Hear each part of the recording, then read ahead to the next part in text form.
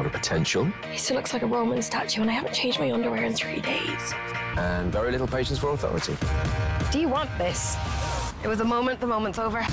I'm all for shenanigans. But are you manic? You know what comes next. If I could finally get Big Crusade, things might really turn around for me. Give me strength. I fix problems and you have them. I need you to help me, is that okay? Of course I can. Brand new comedy, Big Mood on Channel 4, coming soon. All it takes is just I saw something come over his eyes like black. There were thousands of people flooding onto the airfield. I've never seen desperation like that. Altogether different documentaries on Channel 4. Stream now. I'm looking for a truffle pig. I don't understand. Someone stole it. We don't get a lot of things to really care about. Who has my pig? Nicolas Cage stars in Pig on Film 4, Thursday at 9.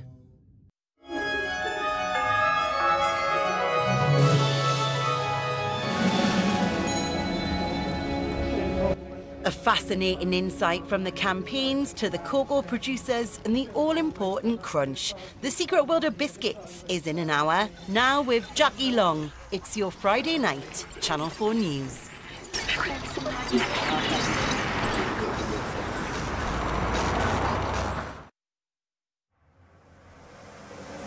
Campaigners call for the closure of a legal loophole which allows parents convicted of sexually assaulting their own child to retain parental responsibility.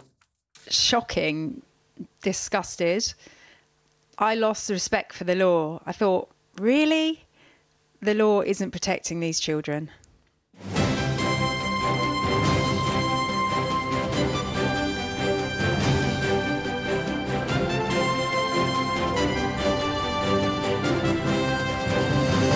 Good evening.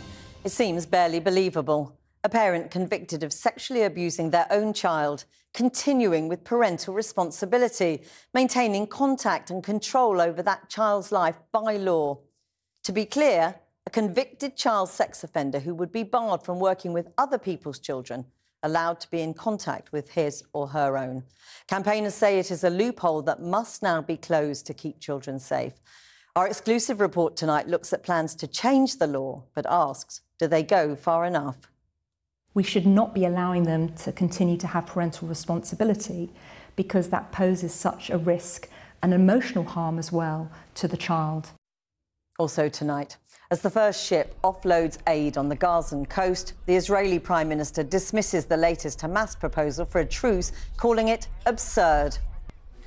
Protesters spoil ballots in brave defiance of President Putin as the polls open in Russia's election, where the result is a foregone conclusion. We meet the Russian voters who are opting out of politics altogether. No, it's fake, okay. Oversimplified, but fake. At the moment, a swarm of bees interrupted play at the Indian Wells tennis tournament. Now, when a parent with parental responsibility is convicted of sexually abusing their own child, you might assume they lose all rights over that child. But that's not the case. They continue to have a say on how that child is brought up, including where they go to school and medical treatment, even direct contact, compounding and prolonging the trauma suffered by the child. The Victims Commissioner for London is calling for the law to be changed. Cathy Newman has this exclusive report on the devastating impact it has on families. She fought for years to be free of the man who sexually abused her children, their own father and her husband. They were toddlers when their parents' relationship broke down. He became mentally and physically abusive towards me. It came to a head. One day, I asked him to leave. It was only years later that the children disclosed their father was sexually abusing them. He was eventually convicted of multiple counts of sexual abuse against his own children. At the time, it was a relief. I thought we could start a new life. And when did you find out that that wasn't going to be the case?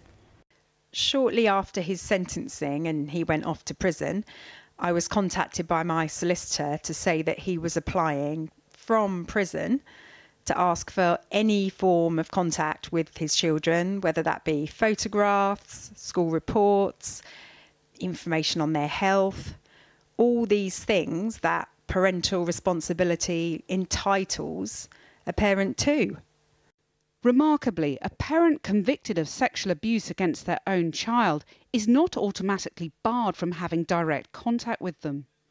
I changed my name back to my maiden name, and they wanted to change their name back too, but I wasn't able to do that without his agreement. They had to keep his surname despite what he'd done to them. It's astonishing, isn't it? When you found that out, what did you feel? Shocking, disgusted. I lost respect for the law. I thought, really? The law isn't protecting these children. For a decade, Lucy's ex-husband repeatedly dragged her to the family court to try and get access to their children, before the court finally granted a barring order. But the damage had already been done. Lucy's daughter says his repeated attempts to contact her through court and even on Facebook drove her to a dark place. She suffered from depression and anxiety and felt the family court didn't listen to her. During the court process, what kind of questions did you get asked? Whether I wanted to see him, they could arrange a meeting with him if we wanted to. Did you feel like you were listened to in the whole process of going repeatedly having to go back to court? No, I didn't really understand the process. I was thinking to myself, why are they trying to make me do something that I really don't want to do? Now the Victims Commissioner for London is determined to end the trauma suffered by Lucy's daughter and many other victims of child abuse. We unfortunately hear from a number of families who've gone through that process where there's been a conviction and then they've had to, often the protective parent, often the mother, has had to spend their life savings, thousands and thousands of pounds, going to the family court to try and protect their children from the convicted father who's in prison. A new law known as Jade's Law will remove the parental rights of a mother or father found guilty of murdering the other parent. Claire Waxman wants it to apply to parents who sexually abuse their children too. What we're looking at specifically for this Victims and Prisoners Bill is what I call the bare minimum. It's calling on government to safeguard the children that you absolutely know are at risk because there's been a conviction of child sex abuse by that parent, often the father in the family. We should not be allowing them to continue to have parental responsibility because that poses such a risk and emotional harm as well to the child and the protective parent. Chris Tuck is a survivor of child sexual abuse by someone outside her family. She's waived her right to anonymity to campaign for changes that protect children. So for me, it's all about the power and control dynamic. The offending parent has that power and control, and if it's not taken away from them, they will want to exert it at every opportunity. Those children, young people, deserve to recover, and they're only going to do that if that offender is taken out of their lives for good. They can't go on to heal if they've got this puppeteering going on where the offending parent who's been convicted can have a say over their lives on a day-to-day basis. It just doesn't work. Campaigners say the law is failing to protect children from abusive parents, leaving them to question if the state is prioritising the rights of men over those of their family. Cathy Newman reporting there. Well, joining me now is the barrister Dr. Charlotte Proudman, who frequently works in the family courts. Thanks very much for coming in. I mean, campaigners are calling this a national scandal. On any reading, it seems madness. I have to say I agree, and I think most people in society are generally shocked when they learn that parents who've been convicted of sexually abusing their own children, even potentially other children, still retain parental responsibility for their child. I mean, so exactly that on that specific point, under the current law, there is no automatic ban on a parent with parental responsibility who's been convicted of abusing their own child. There is no automatic ban on them being allowed to contact that child, to have contact with that child. How can we have ended up here? There is no automatic ban, no. So that parent does not lose their parental responsibility as soon as they're convicted. How have we ended up there? Well, I think that family courts, and when it comes to seeking justice and change and transformation, is at a glacial pace. And we've known about this being a significant issue for years. Mothers in particular have spoken out about how they spent hundreds of thousands of pounds trying to keep their children safe from fathers who've been convicted of sex offences. And yet, unfortunately, it seems as if the government are not listening. They're not doing enough to change this, to keep children safe. Well, there is this amendment. Tell me how you think it will work. Well, I think that this amendment is positive because, as I say, in a case where a father, for example, is convicted of sexually abusing his own child, his parental responsibility could be suspended. Now, suspended does not mean terminated. So what that could result in is more family court proceedings after they've been convicted, again spending huge amounts of money, taxpayers' money as well on the court case. And of course it's going to cause a huge amount of emotional distress as well. So if it's only suspended, yes, that parent, whether it be the father or the mother, can still fight the other parent in court? Yes, and I suspect that's exactly what will happen. We're talking about months, even years of legal proceedings in the family courts, and no guarantee that at the end of that their parental responsibility will be terminated. And what about the parents, particularly fathers, not exclusively, of course, who sexually abuse other children?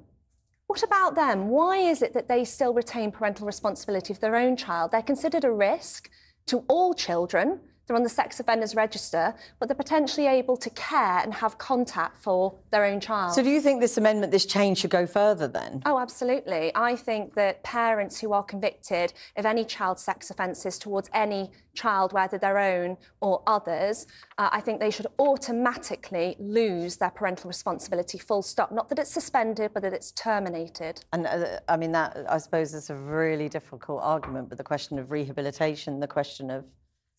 There's always an opportunity to go back to the family court, always that opportunity. So if there is rehabilitation, I believe in restorative justice where it can work, then yes, they could return back to the family court. But the onus should not be on the victim parent. And I mean, you've touched on this already. I mean, the fact you say it's been going on for years, I think people listening today may never have heard of it before. Is that a consequence of the much criticised secrecy of the family courts? And is anything going to change on that? I couldn't agree more. So many people are not aware of the fact that the family courts operate largely in secrecy. So what happens in the family court stays in the family court. They're slowly starting to open up with transparency orders that are being rolled out in many courts across the country. But there's a real reluctance, I think, for journalists to spend time, of course, money as well, to go into the family courts to seek a transparency order, which means they'd have the right to report. There's no guarantee, of course, that they'll get it, even after spending hours of time. I mean, how likely is that to change, and how would that come about, any change? I mean, I think that all family courts should be opened up to the media. They should be able to report on anything, providing that those individuals, the children, the parents and any others concerned retain their anonymity. How likely do I think it is that's going to happen? I'm afraid not. I think that the change in the family court has been so slow in the last 10 years. Where I've been practising, I've seen many children, sadly, at risk or suffering significant harm as a result of decisions made in the family justice system. Charlotte Proudman, thank you very much for coming in. Thank you. Now, Israel's Prime Minister Benjamin Netanyahu says he has approved plans for an attack on Rafah, Gaza's southernmost city, where more than 1 million Palestinians are sheltering. The announcement came after Hamas put forward its latest proposal for a ceasefire. Mr Netanyahu described their demands as unrealistic. Our Foreign Affairs correspondent Sikandar Kamani joins us now from Jerusalem. Sikandar. Well, here's what we're being told about Hamas's proposal for a ceasefire. In a first stage of around 6 weeks, it would involve the release of sick, elderly and female Israeli hostages in exchange for hundreds of Palestinian prisoners. Israeli forces would also crucially have to withdraw from a key corridor that they've created, effectively splitting the Gaza Strip in half. And during that 6-week period, there would be further discussions on a permanent end to the war. As you say, Israeli Prime Minister Benjamin Netanyahu has said these demands are unrealistic, but he's also decided to send a delegation to Qatar this weekend for further discussions. He's also, though, as you say, approved plans for an invasion of Rafah. There's been a lot of international pushback against that. More than half of Gaza's population is now living in that city, having fled there from elsewhere. The Israeli military say they're going to create humanitarian islands where civilians will be evacuated to. But given the extremely high death toll that we've seen so far already, there's a lot of skepticism around that. US Secretary of State Antony Blinken has said that he's yet to see any concrete plans for how civilians will be kept safe. I should stress, though, at the moment there's no indication of when this offensive could begin. And we've also seen the arrival of this first ship carrying lots of aid. Yeah, that's right. This ship, loaded with supplies by the charity The World Central Kitchen, arrived in Gaza today. According to the Israeli military, it unloaded around 115 tons of food and water that's being distributed in northern Gaza, where the humanitarian situation is at its most dire. Now, that aid is very badly needed, but it's just a tiny proportion of what's needed. I mean, it's the equivalent of around 6 or 7 trucks, and that's why you've seen UN figures and aid workers really criticising Israel and pressing Israel to open up more land crossings. Last night around Gaza City in northern Gaza, well, we saw around 20 Palestinians killed whilst waiting for an aid convoy. Local officials said they were shot by Israeli forces. Israeli forces have said they were killed by Palestinian gunmen. It's unclear exactly what happened, but the images we've seen of blood-stained bags of flour really speak to the awful suffering taking place. Handa, thanks very much. Thank you. Now, the British Medical Association has called on the Tory donor Frank Hester to resign from his health tech firm, TPP, over his alleged comments that the MP Diane Abbott made him want to hate all black women and should be shot. The Conservatives are under new pressure after reports Mr Hester has donated another £5 million, which has not been denied by the party, but doesn't need to be officially declared until June. But the racism row is also raising difficult questions for Labour. We go live now to Simeon Brown, who's at a protest in Hackney in support of the Labour MP Diane Abbott. Simeon. I mean, considering it is a wet, windy and cold Friday night here in East London, hundreds have gathered to show solidarity with Britain's longest-serving black parliamentarian, Diane Abbott. Now, just minutes ago, she arrived to a hero's welcome and a huge cheer, and we understand that she will be speaking shortly. Now, this is the first time she will be seen in public and speaking in public since those comments emerged from the Conservative super donor saying that he believed that she should be shot and that she makes him hate all black women. Now, although there is anger here towards the Conservative Party's lack of action, there is also considerable anger toward the Labour Party. And many here are calling for the Labour whip to be returned to Diane Abbott following an article she wrote last year that led to her being removed from the Parliamentary Labour Party. Now, for those gathered, Diane Abbott is a pioneer and also a proxy for all black women in public life, and they believe she's been treated unfairly and that the Labour complaint system is unfair. This protest also reflects a wider disillusionment with that party. Now, before Diane arrived, we understand she had reservations over security. Now, considering she's been an MP in this borough longer than I have been alive, that is a sorry state of affairs. The question is, just how did we get here? Watch our piece. Diane Abbott becomes Britain's first black woman MP. For almost 40 years, Diane Abbott has been one of the country's most recognisable politicians, first elected in a decade of dissent. The MP fought fiercely against apartheid. Apartheid, right? I'll tell you what's apartheid. And when Tony Blair's Labour invaded Iraq, she opposed the party's line. A darling of the left, seemingly detested by the right on both sides of the House. For years, the first black female MP has been the country's most abused politician. The amount of abuse you get is vastly more than when I first became an MP. Now you just press a button and you can send paragraphs and paragraphs of abuse. But few words had been as ferocious as those from the Conservative Party's largest donor, Frank Hester. Hester had said, "You just want to hate all black women because she's there. And I don't hate all black women at all, but I think she should be shot." Chilling words, especially for a generation of young black women with political ambition. I'm a local councillor at the moment, but as it stands, if politics does not change, being a member of parliament does not interest me. It was like quite upsetting, but then even more upsetting that he was inciting violence on a black woman and there's not been any repercussions for it. For these young women, Diane Abbott is a pioneer and their proxy for the treatment of all black women in public life. But they are not just concerned about the Conservative Party's lack of action.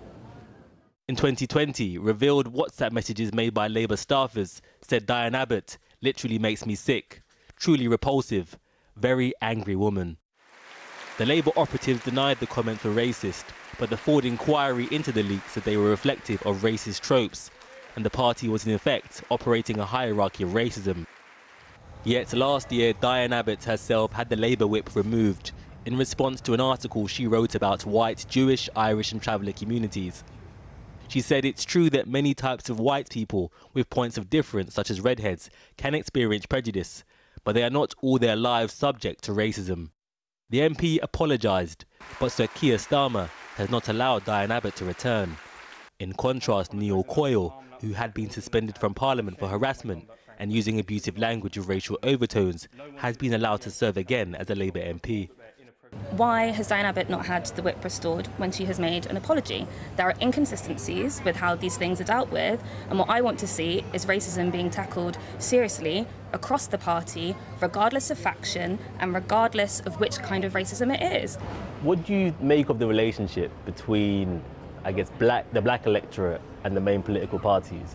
I feel quite conflicted, if I'm being quite honest, with the general elections coming up.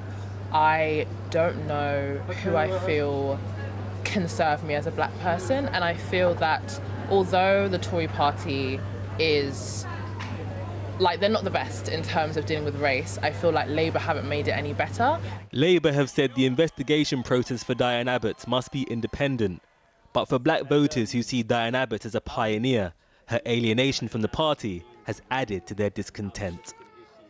Simeon Brown will join me to discuss all of this is Professor Nicola Rollock, author of The Racial Code, and Martin Ford KC, who Sir Keir Starmer commissioned to investigate allegations of racism, sexism and bullying in the Labour Party. Thanks to both of you for coming in. Right. I mean, this really quickly became a political story, but first and foremost, it's a sort of personal story. Racist and threatening comments against a black woman, which must resonate, as we heard in the piece, from so many women up and down the country. I just wondered what you thought when you heard them first. Yes, evening, Jackie. The comments are absolutely abhorrent. I personally wasn't shocked, but if you look on social media, if I talk to my friends, colleagues, they're upset, distressed. But also, let's be clear here. This isn't just about what Frank Hester is alleged to have said. It's also about the failings of our government to respond adequately to them. Well, on exactly that point, I mean, for 24 hours, it was up for debate. Are these even racist comments? And I just wonder what, as you watched that play out, what both of you thought about that. You go first. Yeah. Well, I think many things about it, but first and foremost, what was deeply concerning is that the government's initial response was that the comments were unacceptable. Mm-hmm. And that really, in my mind, speaks to a form of institutional gaslighting around the matter. And when they subsequently did comment, they said that they were racist and they were wrong. Well, actually, there were more than that. They were racist, misogynistic, and indeed they incited violence against women, and in this case, against a black woman. They didn't go far enough, and they haven't gone far enough in their response. I would agree. I've had a lot of contact with professional black women up and down the country, found this amazingly triggering. It was blatant racism. There's no hiding from it. It wasn't just wrong, it was offensive. You can't say it's rude. The man has apologised for rudeness. He's not apologised for his racism. And I think the thing that I found really surprising, people coming on the radio and television saying this was a private meeting. My experience, 4 decades of working in a predominantly white profession, is it's when people think they're among like-minded people and friends, they tell the truth about his failings, about their true feelings, and therefore I would say this man is a racist until proven otherwise. And of course he denies that.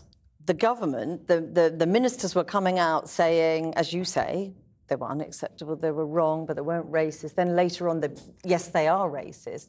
That playing out, that discussion in government, what is going on there?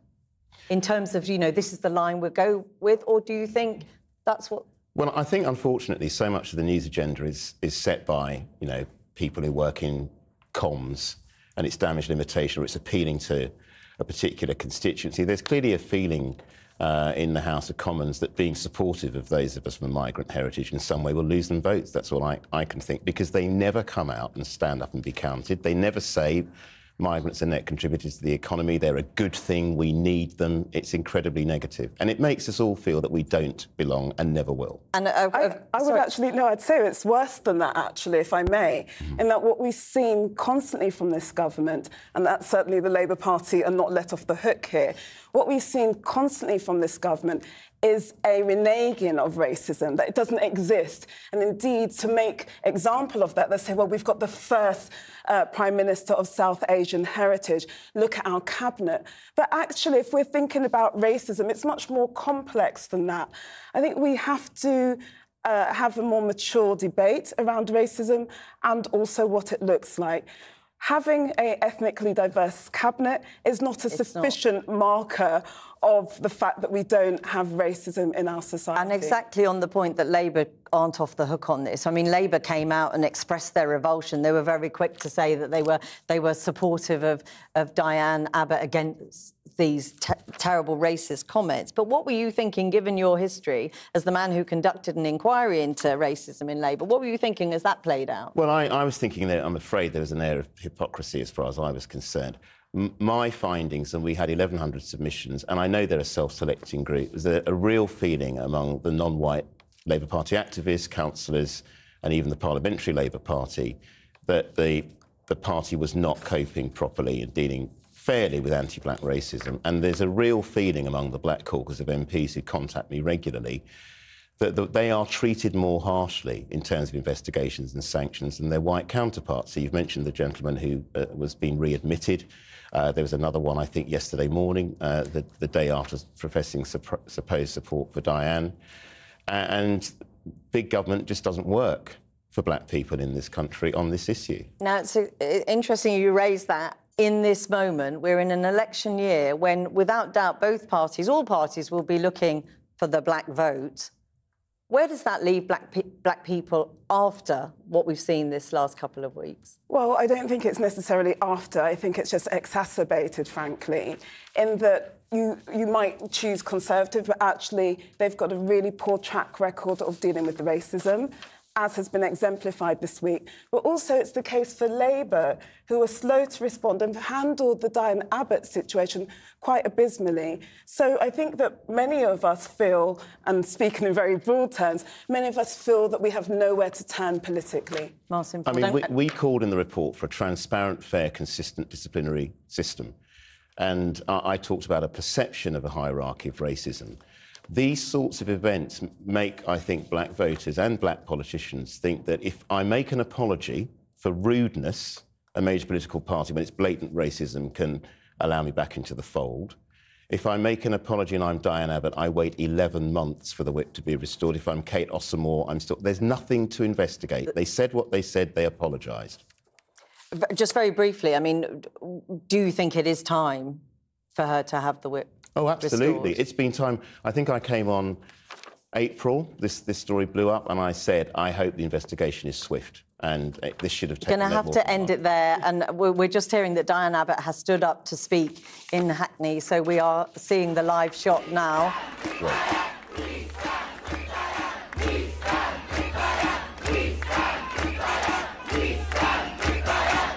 So she's obviously trying to speak, but huge amounts of support there for her in her constituency. I just want to say, first of all, thank you to the Hackney people that organised this event, because you don't become Britain's first black woman MP just like that.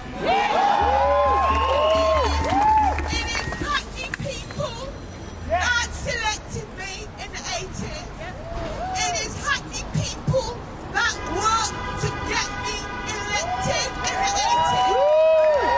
And it is Hackney people that have stood by me year after year, decade after decade.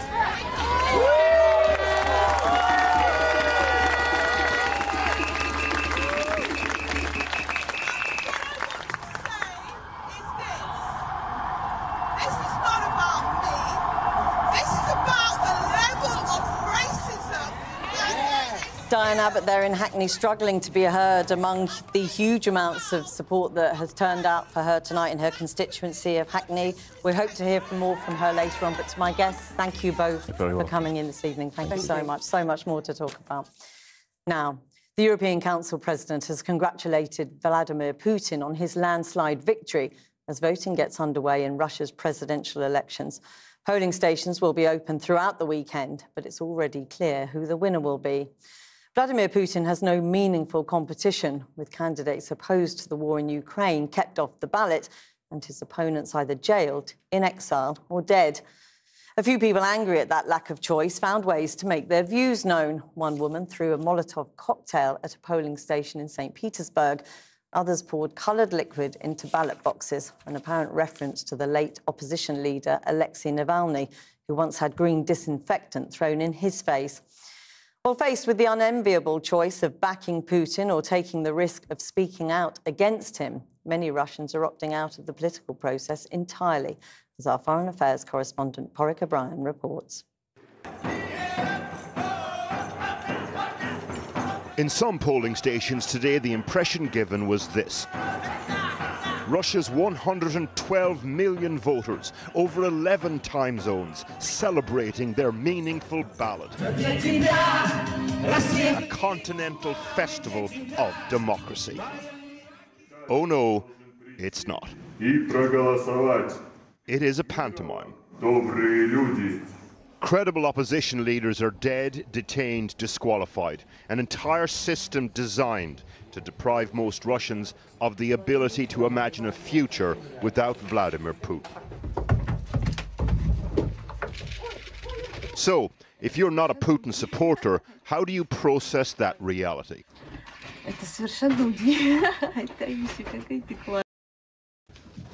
А за Путина и без меня проголосуй. So Natasha and others opted for political hermitage.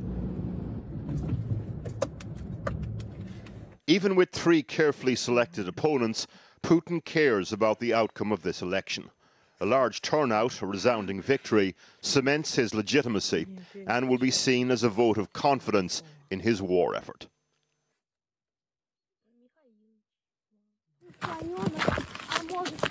Natasha is not alone in choosing this way of life. Her daughter's French teacher, Margot, also left the city, away from the smog of politics and propaganda.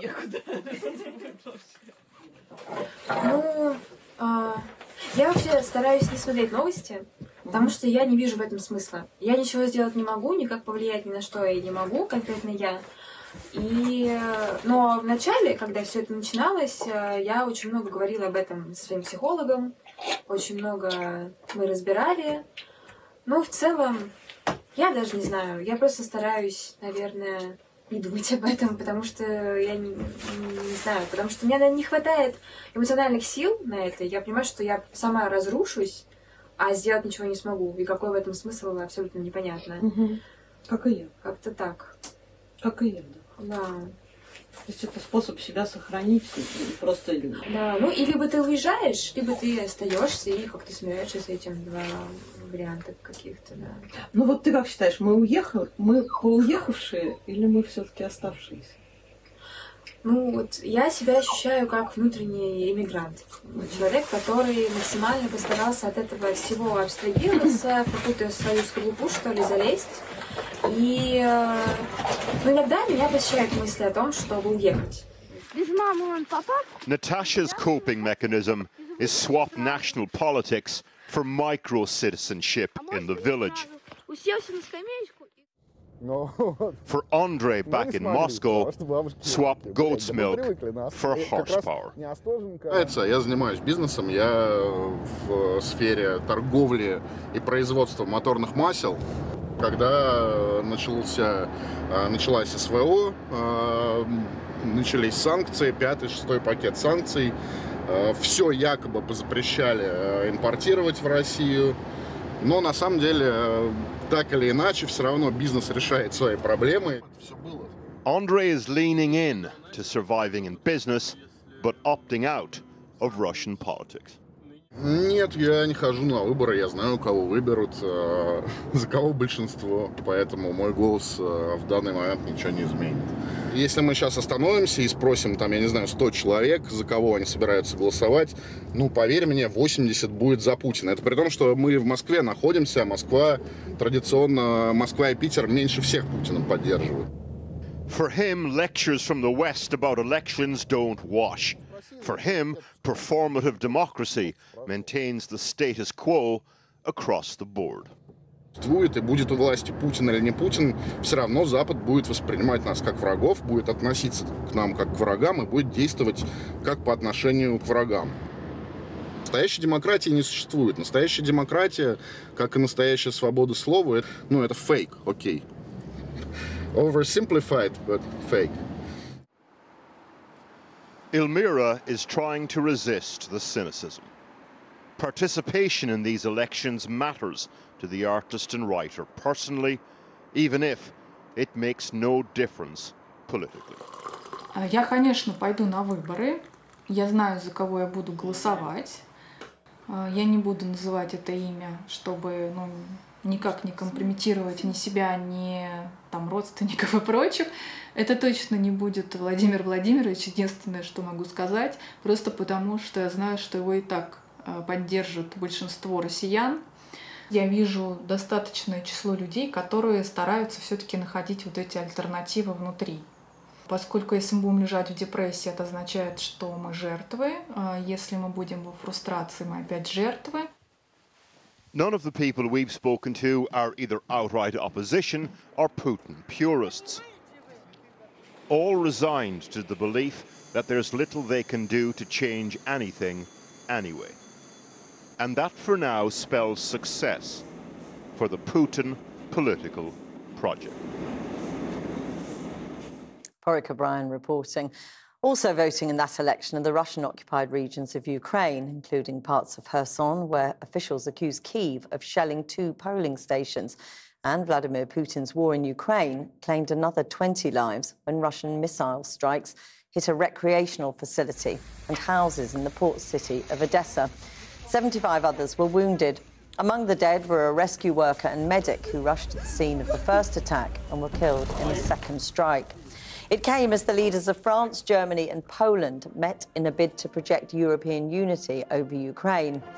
Yesterday, the French President Emmanuel Macron refused to rule out deploying NATO troops to the country, in stark contrast to the more cautious stance of German Chancellor Olaf Scholz. Well, a little earlier, I spoke to the Lithuanian MEP, Petras Ostravich, a former diplomat who's on the Foreign Affairs and Security and Defence Committees in the European Parliament. I asked him if we're seeing a widening and more public split between European countries in their response to Ukraine. Well, unfortunately, I have to recognize that there is a split. There is a different, probably, level of political readiness. I mean, how much and in which way we can step in with our financial as well as, in particular, military assistance to Ukraine. And the not just the point of view, but probably the way certain countries act and react, I mean, providing military assistance, for me, is a clear demonstration that there is a difference, and in particular between France and Germany. Yes, and when you look very specifically at the differences between France and Germany, you have on the one hand President Macron once again saying he doesn't rule out the idea of Western troops on the ground, while the German Bundestag voted last night to rule out sending Taurus missiles at what is a very critical moment for Ukraine. So I wonder where you are between those two positions. I think this is a very critical period of time for Ukraine, definitely. With no US support, military support coming already for more than 2 months, with Europeans who can't agree among themselves, I mean, which way, which military assistance, what military, ammunition to send to Ukraine, I think we are losing Ukraine as a country, because the Russian military aggression, I see any stoppage from their side. In opposite, they are increasing their push on Ukraine. So that's why I think President Macron is completely right. We shouldn't live with any red lines on our side and not rule out any military assistance or way we assist militarily Ukraine in future. And presumably there is, you know, President Macron sort of reached out to sort of self-interest in a way when he says, if Russia win this, the European Union's credibility is lost. Indeed. I mean, our credibility will be lost. We will lose our partner. Will be no credibility of the European Union in terms of looking at the third countries or neighboring countries, which look with the great expectation towards the European Union. And if the European Union is serious about speaking a global player, a concept of a global player, now it's time to act. The Lithuanian MEP Petras Auštrevičius talking to me earlier. Now to the unbelievable scenes at the Indian Wells tennis tournament in California. Thousands of bees invaded the quarter-final, forcing world number 2 Carlos Alcaraz and his opponent Alexandra Zverev to run for cover. Our sports reporter Jordan Jarrett Bryan has more on the match that turned into something out of a horror film. The beginning. The third game of the first in California at this time of year. It's common for bees to leave their hive and relocate. But when you need someone to beat the bees, who are you going to call? The beekeeper. Captured and removed.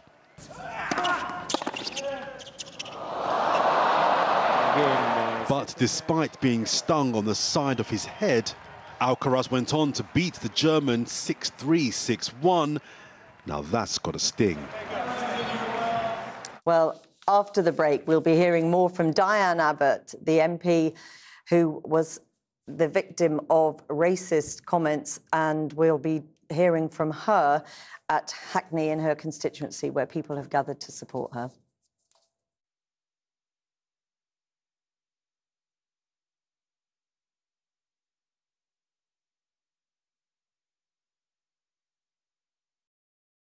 It was the in thing to smoke. You felt good, you felt grown up.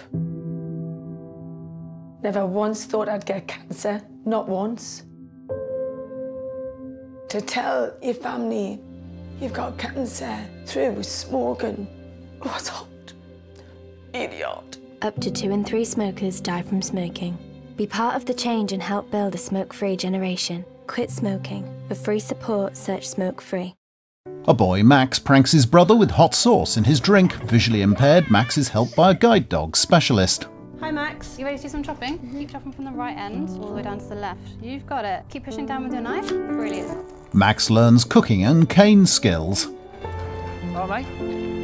Hiya Dad. Life-changing support from childhood to adulthood.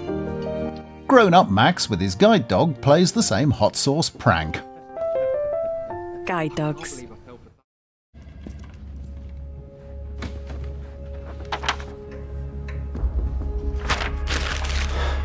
No leads, no clues. Gov, what's the verdict? I've got nothing. Nada. Not a trace. High blood pressure usually has no symptoms, but left undetected could lead to a fatal heart attack or stroke. Thankfully, there is someone who can detect it. Get your blood pressure checked for free at your pharmacy today. My name is Charles Sauvage. A convicted killer, better known as the Serpent. Young travellers were his victims. Has agreed, following his release, to be challenged by criminal experts. You can ask me any question. About unsolved deaths he's linked with. The evidence that we have is compelling. Fact! That was found in your apartment. Check your facts. You are wrong. Has he been getting away with murder? I will get him. I will get this man. Don't say that I did it. I'm telling you, you did it. You're a serial killer. New 3-part series, The Real Serpent, investigating a serial killer on Channel 4. Starts Tuesday at 9.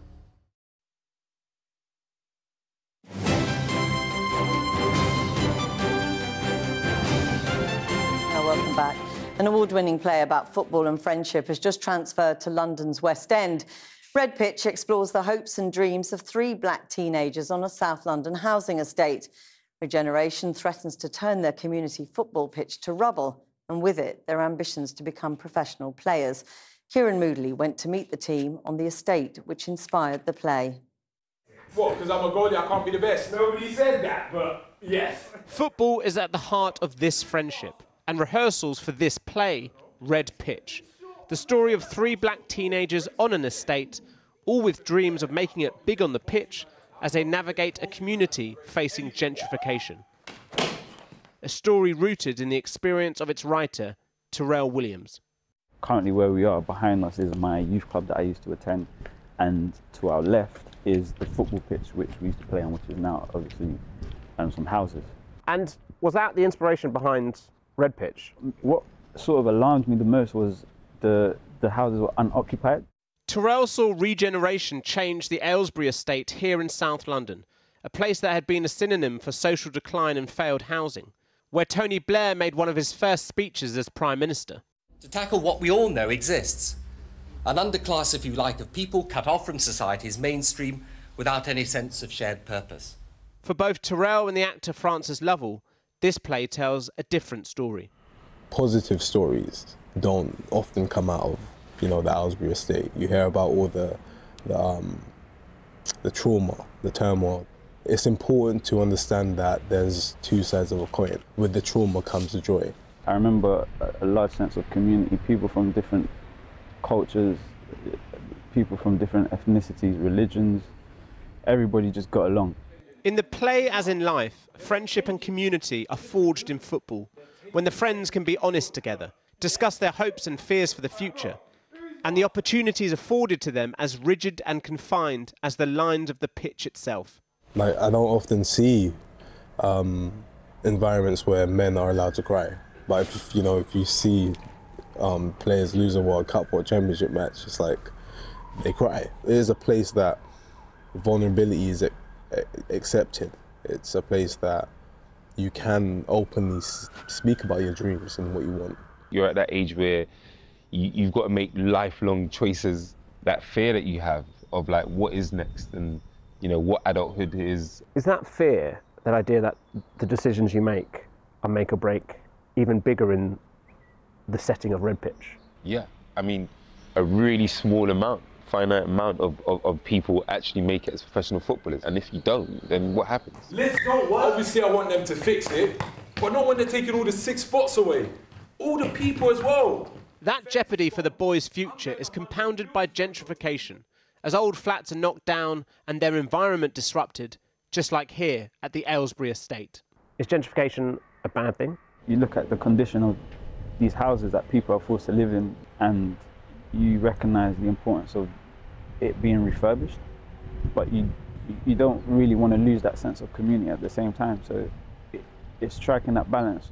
For the whole team, this play is a rare moment when a story not full of stereotypes is front and centre, when the normality of the black experience is told truthfully. We don't cover or we don't speak about like drugs or knife crime in the play. It's not about that. It's about 3 innocent kids really just trying to make it as footballers. And that's all we fought for, is that we can have the breadth of dimensions that are afforded to every other race, that we can have lives that are full of action and joy and brilliance and extravagance, as well as having lives that are just fairly normal and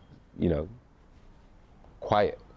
Red Pitch runs at Soho Place in London until May, a small cast on a small pitch, but making it big in the West End. Kieran Moodley. Now, while we've been on air, Diane Abbott has been speaking at a rally in East London, her first public speech since those alleged comments from Conservative donor Frank Hester, who said she made him want to hate all black women and should be shot. Our reporter Simeon Brown managed to catch a few words with her. Simeon.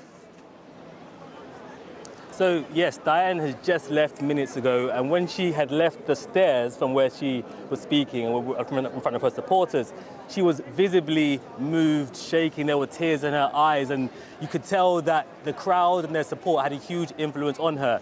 Now, she spoke to us earlier. This would be her first interview since the incident, and she said that Keir Starmer, she believed, would do the right thing. She also said that she had not heard from any of the Conservatives' leaders. This is everything else that we asked her. How are you feeling today, seeing all these people come out in support of you? Well, I feel very moved that so many people have come out at a very short notice. and it's given me a lot of strength after what has been a very difficult week. And who do you feel more disappointed with, the Conservative Party over their lack of action or the Labour Party? I don't want to talk negatively.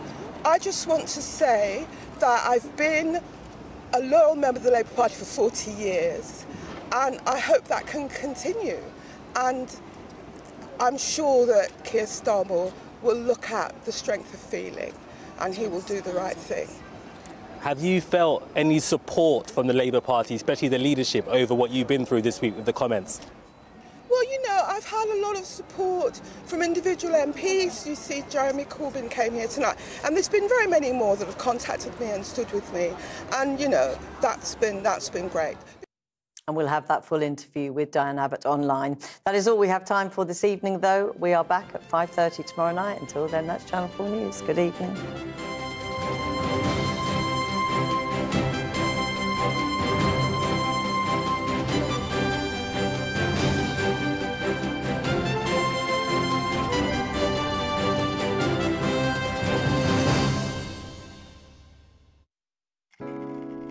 A change is brewing. Channel 4 weather, sponsored by DeLonghi Bean-to-Cup coffee machines. Good evening. Our weather's looking fairly mixed this weekend. Rain will gradually move in on Saturday, and for most of us, it's a story of sunshine and showers on Sunday. Now, we've certainly had some heavy showers across southern parts of the UK today, and a longer spell of rain sliding southwards across much of Scotland. Now, tonight, any showers will quickly fade away, so for most of us, for a large part of the night, it's going to be dry with clear spells and a few patches of mist and fog. But by the end of the night, there'll be a band of cloud and rain starting to move in across the Channel Islands and southwest England, with the breeze picking up too. But colder compared to recent nights, a touch of frost in the countryside and in the northern half of the UK, down to freezing or below for some, but for most towns and cities, typically 2 to 7 degrees. So a chilly start to the day tomorrow, but plenty of sunshine to start the day, and the sunshine lasts for longest across northern and eastern areas, but elsewhere the cloud will thicken, there'll be outbreaks of rain moving in, and the wind will tend to pick up too. Here's the picture then in a little bit more detail. This is 4 in the afternoon, and at this stage of the day for Northern Ireland, the Isle of Man, along with southern and western parts of Scotland, it's a cloudy and blustery afternoon with outbreaks of locally heavy rain. But notice for the far north and east of Scotland, particularly Orkney and Shetland, it will be dry with a good deal of sunshine still. Temperatures not as high as recent days, but still 6 to 12 degrees for many. Now on Sunday, any early rain across the far east of England will drift out into the North Sea, and behind that, skies will brighten. There'll be some lengthy spells of sunshine, but there will be showers dotted around. They'll be heaviest and most frequent across the north and west, but mild though, temperatures widely in double figures, and 15, maybe 16 Celsius across the south. Enjoy your weekend. Take care. Goodbye. Today's outlook may take a turn. Channel 4 weather, sponsored by DeLonghi Bean-to-Cup coffee machines.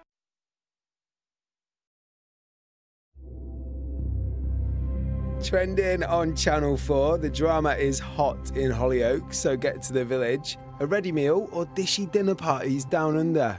You do the maths. Or less committal, more feet first in new Naked Attraction. What a scandalous trio. Streaming now on Channel 4. Join Ricky Tomlinson and Sue Johnston as they take a trip